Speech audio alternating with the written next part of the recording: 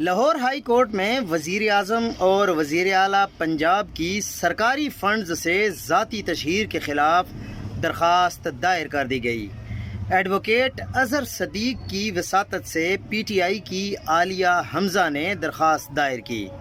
موقف اپنایا کہ حکومتی شخصیات عوامی وسائل کو ذاتی مفاد میں استعمال کر رہے ہیں۔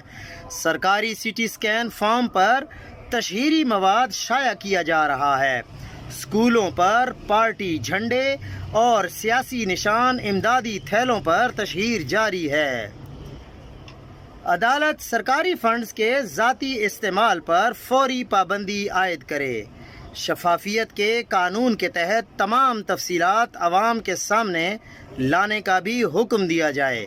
عوامی مسائل اور عوام کے وسائل کے غلط استعمال کی روک تھام کا حکم دیا جائے۔